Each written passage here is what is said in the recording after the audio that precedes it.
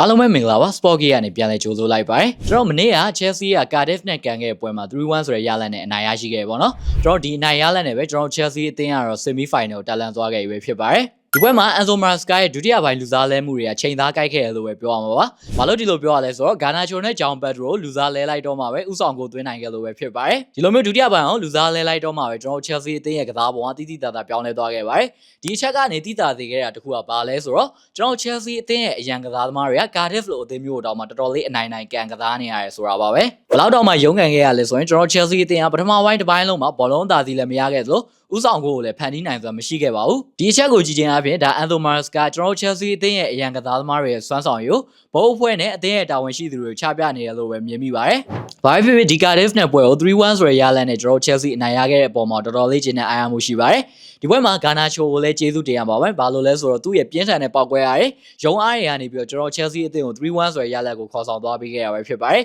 ဒီပွဲမှာသူ့ရဲ့တည်ရှိမှုကတော်တော်လေးအရေးပါခဲ့ပါတယ်ကျွန်တော်ပါစနဲ့အမြင်ရတော့ဒါဟာ Garnacho ကကျွန်တော်တို့ Everton နဲ့ပွဲမှာသူဖြုံးတီးပစ်ခဲ့တာတွေအတွက်အကောင်းဆုံးပြန်ပြီးတော့စူးစမ်းပေးသွားရလို့ပဲမြင်မိပါတယ်Garnacho ကကျွန်တော် Chelsea အသင်းမှာဘလောက်ပဲစူးစမ်းဘလောက်ပဲရုံးပြနေနေအသင်းဟောင်းကသူတွေကသူ့ကိုဝေဖန်နေသေးပါပဲ Everton နဲ့ပွဲတော့ကလည်းအခွင့်အရေးတွေကိုဖြုံးတီးပစ်ခဲ့လို့ဝိုင်းပြီးတော့ဝေဖန်ကြတယ်အခု Cardiff နဲ့ပွဲမှာလည်းသူ2ဂိုးသွင်းခဲ့တယ်ပေါ့နော်ဒါဒီ2ဂိုးသွင်းခဲ့တဲ့အပေါ်မှာလည်း Cardiff လိုအသင်းမျိုးကိုသွင်းတာအထင်ကြီးစရာမရှိဘူးဆိုပြီးတော့ဆက်လက်ပြီးတော့ဝေဖန်နေကြပါတယ်ဘာဖြစ်ဖြစ်ပါကျွန်တော်မြင်ချင်တဲ့ Argent Forge ရဲ့သွင်းဂိုးတွေမြင်တွေ့ခဲ့ရတဲ့အတွက်တော်တော်လေးဝမ်းသာမိပါတယ်တော်တော်လေးလည်းအားရမိပါတယ် brother ကိုလည်းဒီ Cardiff နဲ့ပွဲက Chelsea အသင်းရဲ့ခြေစွမ်းကိုပြန်ပြီးတော့ဆွေးနွေးသွားပေးလို့ရပါတယ် brother ရဲ့အတွေးမြင်လေးတွေကိုလည်းသိချင်ပါတယ်ခုလိုမျိုးစွန်တီကြီးသွားပြီးတရားချင်းစီအောင်လည်းကျေးဇူးတင်ပါတယ်စိတ်ပါဝင်သားလို့ဘောလုံးပွဲတွေစော်ကစားခြင်းနဲ့ဆိုတော့ကျွန်တော်တို့ရဲ့ Sporty Viber Telegram ဖုန်းနံပါတ်3996898885